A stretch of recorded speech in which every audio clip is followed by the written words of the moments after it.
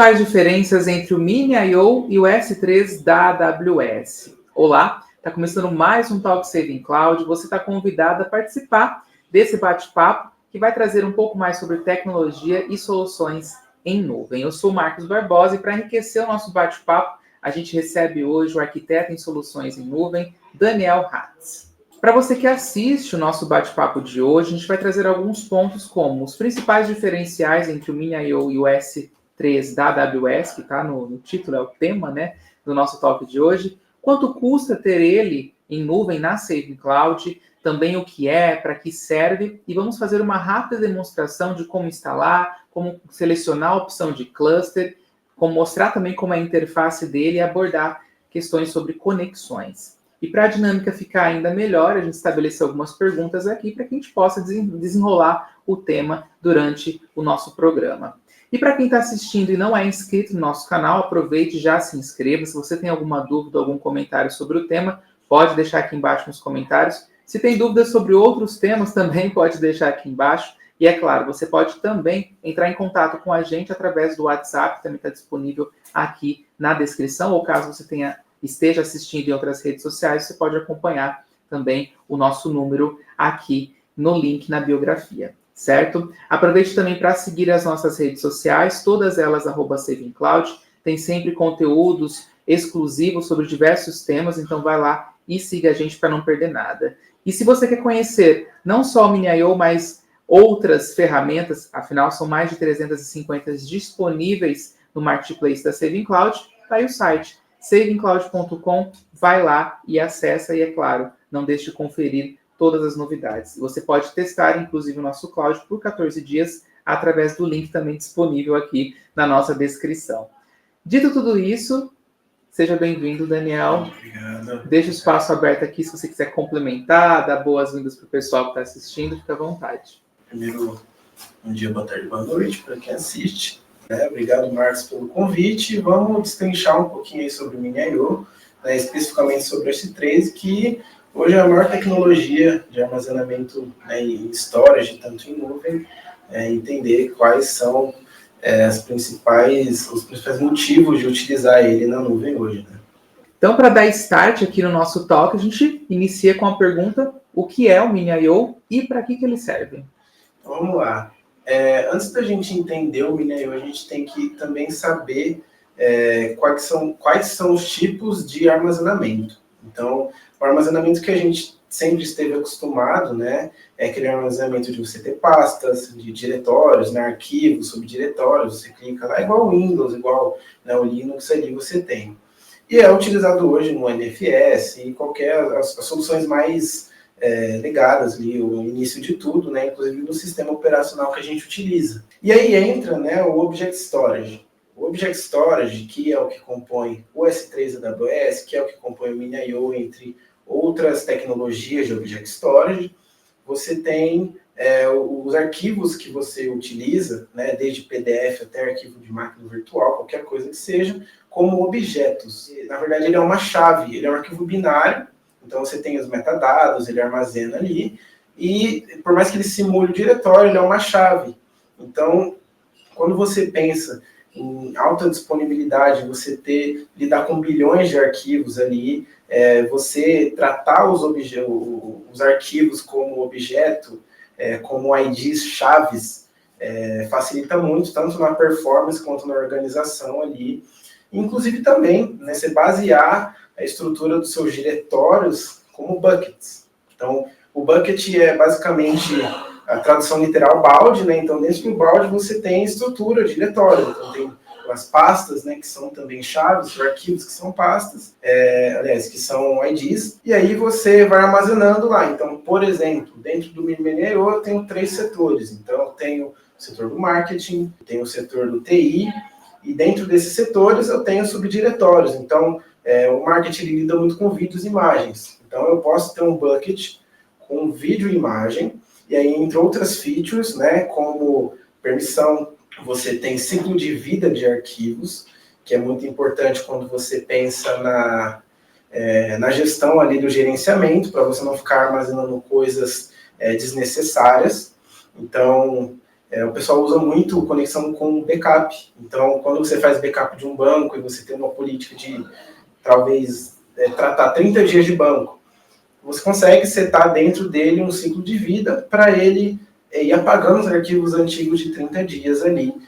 Além de você conseguir fazer uma replicação pelo próprio console dele entre buckets. Então, eu tenho 2 buckets de imagem e vídeos que se replicam. Então, se eu apagar, se eu tiver algum problema, eu consigo restaurar, inclusive o cluster, que a gente também disponibiliza na plataforma, mas a nível de disco mesmo, não tanto em bucket, mas sim do MinaIO como um geral. E a partir de quando eu seto o bucket, como se eu criasse um diretório raiz de uma coisa específica. Então, eu posso ter um bucket que vai ser somente para arquivos públicos, eu tenho um bucket que é para imagens e vídeos. Então, imagine que dentro de um storage tem coisas que você precisa deixar público, as imagens que você usa dentro de um site, por exemplo, né?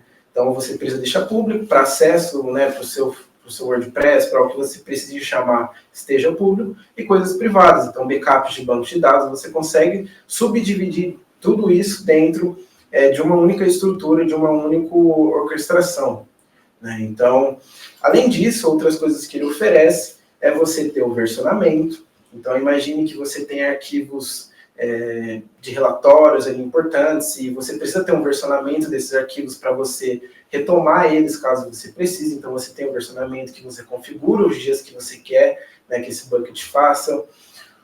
Permissões. Então, por exemplo, a gente tem setores diferentes dentro da empresa, né, e dentro dele eu preciso que um setor ele tenha permissões específicas dentro de um bucket para leitura e outro que ele possa ler e escrever, que ele possa alterar, criar usuários, né? Então, o MinaIO ele te permite criar esses usuários, né, o famoso ACL, e aí você dá permissões específicas dentro do bucket, e aí te permite um gerenciamento, né, que inclusive é feito por uma interface gráfica. Você consegue usar a própria CLI da AWS, você consegue usar a API do S3, que é 100% compatível, a gente já vai falar sobre isso também, para gerenciar de várias formas os seus buckets, o seu ecossistema de armazenamento de arquivo. Hoje, talvez o Object Storage, para empresas que precisam lidar com milhões ou bilhões de arquivos simultaneamente, seja o tipo de storage mais usado no mundo. Então, na verdade, talvez um dos maiores serviços da AWS, que é uma líder ali no mercado de nuvem, é o S3 da AWS. Então, sempre que você pensar em Object Storage, você vai pensar também no S3 da AWS, que é utilizado por basicamente todas as empresas que precisam lidar com muitos arquivos simultaneamente. Então, pode ter certeza que empresas gigantes de streaming, empresas gigantes de busca, todas as empresas que precisam lidar com muitos dados ao mesmo tempo, elas utilizam com certeza algum tipo de armazenamento baseado em Object Storage. Bom, nós tivemos muitas informações aqui então sobre o que é e para que serve o MinaIO, e agora a gente vai seguir com as diferenças, né? Então, Daniel, eu queria que você dissesse para a gente qual que é a diferença entre o MinaIO e o S3 da AWS, se eles são compatíveis. Para a gente entender, né, o MinaIO ele é um open source. Então, na verdade, ele é feito pela comunidade, né, algumas pessoas ali, e ele foi desenvolvido, na verdade, um dos motivos dele ser desenvolvido é justamente ser uma alternativa ao S3 que a gente conhece da AWS. Então, o MinaIO ele não é disponível só na Saving Cloud, só em alguma cloud provider, mas sim para qualquer pessoa. Você pode rodar ele on-premise, dentro da sua máquina, do seu servidor local. Então, você consegue ter essa tecnologia a partir de uma imagem que você roda. Então, você consegue rodar isso em qualquer local, inclusive todas as funcionalidades dele. Tem algumas features que são pagas, né? Você precisa de um suporte, mas tudo aquilo que envolve, que você consegue ter no S3, você consegue ter dentro do MinaIO. Outra coisa que é legal também, né? Agora falando um pouco sobre a compatibilidade, o MinaIO, para você passar, se você hoje utiliza o S3 AWS, você quer passar a utilizar o MinaIO, o que você vai precisar mudar no seu código? Nada. Então, ele é 100% compatível com a API do S3, então basta você trocar o endereço de acesso, que vai ser diferente, o Access Key e Secret Key, né, que é o usuário e senha, basicamente, que é utilizado nas duas tecnologias ali. Então, por ser baseado no S3, você consegue passar a utilizar ele dentro do seu código, caso você já use a API da S3, que é da AWS, mudando apenas as credenciais de acesso ali. Basicamente é isso. Seguindo então com as perguntas aqui no nosso Talk Saving Cloud, que hoje recebe Daniel Hatz, arquiteto em soluções em nuvem na Saving Cloud. Quero saber qual que é o preço, condições do Mini.io na Saving Cloud. Então, basicamente, para você setar o Mini.io e passar a utilizá-lo, receber os dados de acesso, assim como as outras tecnologias que a gente fala aqui no Talk, basta você acessar o marketplace da sua conta e aí você consegue setar dentro dele o Mini.io, para você passar a utilizar ele ali e fazer os seus testes necessários. Uma coisa que pesa, pode pesar para algumas empresas às vezes, utilizando algumas soluções, Então, por exemplo, o S3 da AWS, você paga pelo número de operações, Então, mesmo que o disco você pague somente ali pelo que você coloca, o que você usa, você paga pelo número de operações. Então, quando a gente lida com bilhões de dados, empresas que fazem consultas ali, muitas consultas dentro de um curto intervalo de tempo, você pagar por operações, e só para a gente entender o que são operações, toda vez que você vai pegar um objeto, ou seja, pegar um vídeo, pegar uma imagem, pegar qualquer coisa que esteja armazenada dentro do S3, sendo que você for alterar, o chamado put, e o delete também, para você deletar os arquivos, você vai pagar por esse número, ele pega ali uma faixa ali de 1.000 ou 1 milhão de operações, só que por mais que pareça muito, 1 milhão de operações pode não ser nada, dependendo do volume de dados que você tem. Então, para algumas pessoas que utilizam, dependendo da tecnologia que você utiliza junto com o S3, você pode pagar um pouquinho mais por causa do número de operações. Nosso diferencial, além do preço baseado somente no consumo e não somente pelo alocado, então você só paga pelo disco que você utiliza, exceto na solução, por mais que você tenha duas soluções de Mini.io hoje, então você tem o Mini.io High Performance, o Mini.io NVMe, então você só paga pelo seu consumo, e o Mini.io Cold Storage, uma solução nova da gente, onde você tem um disco ali SSD, ainda assim com uma boa performance, e aí a tabela ela fica um pouco mais barata, porque ela vai te cobrar pelo limite alocado, basicamente o que você tem nas outras clouds hoje. E aí tem uma tabela muito interessante, ela vai escalonando ali conforme o quanto você aloca, o quanto você usa, e no final das contas você acaba pagando muito barato pelo disco, um disco que é performático e que você tem no Brasil. Então, se você hoje utiliza regiões externas da AWS para ter um consumo ali, um preço por disco menor, você tem da latência, tem um servidor próximo ali da sua região. Além do seu dado ele vir muito mais rápido, se retornar, então você pode ter uma performance, um ganho de performance maior, porque mais próximo, a requisição ela vai e volta ali mais rápido do que ir lá para fora e voltar. Então, você ganha nisso, sem custos por estar aqui, todas as nossas regiões elas não têm diferença de preço, então você realmente só vai selecionar com base na região mais próxima ali do cliente final. E para finalizar o nosso talk, chegou um momento muito especial, onde o Daniel vai demonstrar como realizar a instalação, incluir a opção de cluster, mostrar um pouquinho também da interface, principais funcionalidades e também como realizar uma conexão, demonstrando essa conexão no Mini.io. É com você então, Daniel, se quiser compartilhar com o pessoal, fique à vontade. Então vamos lá. Eu estou com acesso aqui à minha plataforma, então basicamente onde eu preciso vir para criar um Mini.io é aqui no Marketplace, e aqui eu vou ter as duas opções de Mini.io, então eu vou procurar por Mini.io, e aqui eu vou ter o Mini.io Cluster e o Mini.io Cold Storage Cluster. Então é aquilo que a gente falou, o Mini.io NVMe, o High Performance, e o Mini.io Cold Storage. Então você tem essas duas opções para você fazer a sua seleção.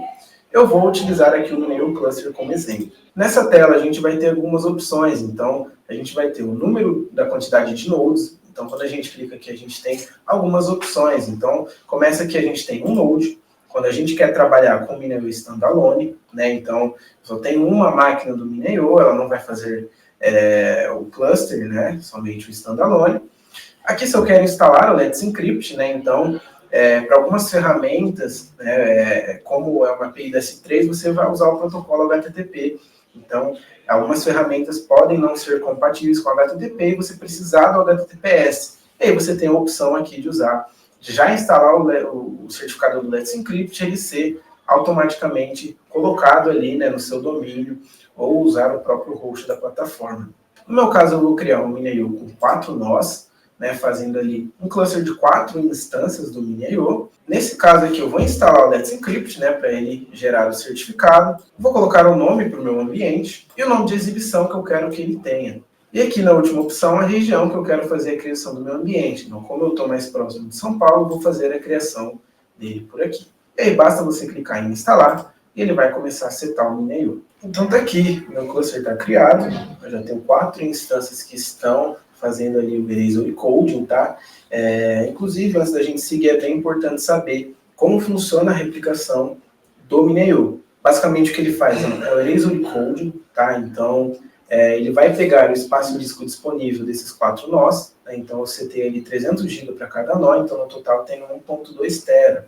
É importante saber também, né, que como ele vai fazer o Eraser Coding, ele vai dividir os chunks ali de armazenamento, e aí você pode ter até 2 instâncias de falha. Então você pode perder até 2 instâncias dessas 4, no caso seria a metade, só que isso também implica que, né, do seu armazenamento em disco real, você vai perder metade ali. Então, o meu armazenamento disponível para mim utilizar nessa minha topologia é de 600 GB. Tá? Então, é bem importante saber disso na hora de setar ali o seu cluster Mini.io. Então, você tem um RAID ali feito em Eraser Coding, e aí você tem a segurança de caso 2 nós falhem, você não para as suas operações. Recebi os meus dados de acesso no meu e-mail, meu ambiente foi criado, então eu vou acessá-lo aqui. Coloquei os meus dados de acesso e eu vou fazer o login. A partir daqui eu tenho acesso à interface gráfica do Mini.io. Então aqui ele já me dá a dica para mim criar um bucket. Aqui eu já tenho como criar os usuários, né, para mim fazer ali o ACL ali entre os buckets, as permissões. Isso aqui para os usuários, aqui para os administradores. Né? No caso do meu usuário, ele é administrador por padrão, então eu tenho os buckets. Eu tenho as policies que eu consigo colocar ali para os usuários, então console admin, read only, né, somente para leitura, leitura escrita ou somente para escrita. Identity, então aqui eu consigo setar todos os usuários, os grupos que eu quero setar, o OpenID e LDAP. Então é possível você fazer também a autenticação via LDAP. Aqui em monitoramento eu tenho algumas coisas de métricas. Então aqui nas métricas ele me dá os 4 servers que eu tenho, né? Os drivers, tudo certinho ali. Algumas coisas de uso, os buckets que eu tenho ali e tudo mais. Logs, algumas outras coisas ali para você fazer um trace e testar ali como que está o desempenho, né? Events, tá? Então, dentro do Mini.io você também consegue criar notificações, gatilhos de bucket para que ele envie para serviços externos, ele criar eventos de bucket para você fazer o gatilho e executar certa tarefa ali. Consigo criar tiers também ali de dados e regras de tier. Site Replication, então você consegue fazer replicação entre clusters de Mini.io e algumas configurações ali de API, de compressão, a região que você quer colocar, lembrando que ela é opcional, tá? Ainda mais quando você vai estar no data center nosso e você não vai usar o S3 gerenciado, então você tem o seu próprio Mini.io e você consegue selecionar a região que você quiser. Então eu vou criar um bucket, aqui como ele pede para mim fazer, vou selecionar o nome para esse bucket, e aqui eu tenho algumas features para me adicionar, então o versionamento, o object locking, né, para me fazer o lock de alguns objetos, e cotas, né, o quanto que eu quero deixar de capacidade para esse bucket atingir. Se eu deixar desabilitado, ele não vai ter capacidade máxima. Criei o meu bucket, então a partir daqui eu já posso acessá-lo, né, então aqui eu tenho como deixar ele privado ou público, adicionar a criptografia, adicionar tags, né, clicar aqui em replicação, eu vou ter como criar uma regra de replicação ali, lifecycle que a gente disse, né, você criar regras para ele ir dimensionando os arquivos ali ou removendo os arquivos com base nessa regra, questão de acesso, regras de acesso também, e aqui é um sumário, né, então se eu vim aqui em Object Browser, clicar no meu bucket, eu já tenho acesso a dentro do meu bucket, então, por exemplo, se eu clicar aqui em Create New Path, eu posso criar um diretório, né? Assim como a gente enxerga hoje nosso sistema operacional. Aqui eu estou dentro dele, se eu voltar, né, eu dou um refresh, ele vai ter ali o path. Então, eu faço o upload, eu posso subir uma pasta aqui agora pela interface de admin, mas você vai poder usar também a API da S3, o próprio Minayo Client, que é uma ferramenta, assim como a AWS CLI, que você também consegue utilizar, ou fazer via curl, né? Você também consegue fazer as operações via HTTPS. Vou subir um arquivo aqui, por exemplo. Fiz aqui, ele já subiu o meu arquivo e eu já consigo visualizar. Então, eu consigo fazer um preview e aqui ver o arquivo que eu subi ali para dentro do meu bucket. Ele já está armazenado dentro do cluster. Você conferiu, então, a demonstração realizada pelo Daniel. E assim a gente chega ao fim de mais um Talk Saving Cloud. Quero agradecer a sua participação, né? O agregar conhecimento para quem está assistindo o nosso conteúdo. Eu deixo o espaço aberto para você complementar com o que você gostaria de complementar e se despedir do pessoal que assistiu até aqui. Primeiro, né, agradecer o convite do pessoal ali do marketing da Saving Cloud para fazer parte, né, demonstrar essa ferramenta que é tão importante hoje, né, dentro das empresas ali para armazenamento de arquivo. Tem muitas coisas, né, que se a gente fosse falar onde ela pode ser encaixada, a gente ficaria horas aqui conversando, né, mas sempre que você pensar em Object Storage, você pode ter certeza que o Minayo que a gente oferece, né, uma ferramenta open source que é bem completa, você tem basicamente tudo ali que você precisa ter para ter uma boa performance, para ter durabilidade, para ter escalabilidade ali dos seus dados, né, que hoje é tão importante ali no mundo do TI. Né? Agradeço então mais uma vez a sua participação, Daniel. Obrigado. E para você que assistiu até aqui, gostou do conteúdo, não deixe de se inscrever no canal e fazer parte dessa grande comunidade. Aproveite também, deixe seu comentário. Se ficou alguma dúvida, se você gostaria também de sugerir algum outro tema, comente aqui embaixo. Você pode entrar em contato com a gente também através do WhatsApp, tem o link aqui embaixo, e pode testar a Saving Cloud por 14 dias grátis. Tem o link aqui embaixo também que você consegue fazer isso, tá bom? Aproveite, não deixe também de seguir as nossas redes sociais, todas elas @SavingCloud. Tem sempre conteúdos exclusivos lá para você conferir, enfim, se informar ainda mais. Está por dentro de tecnologia e do mundo em nuvem. Quer conhecer um pouco mais, saber mais sobre as ferramentas disponíveis no Marketplace da Saving Cloud? Acesse nosso site, savingcloud.com. Na guia Soluções Cloud você confere essa e outras opções lá para você poder testar, enfim, e conhecer um pouco mais sobre a Saving Cloud. Obrigado pela sua companhia, a gente fica por aqui e se vê num próximo Talk ou Saving Cast. Até lá!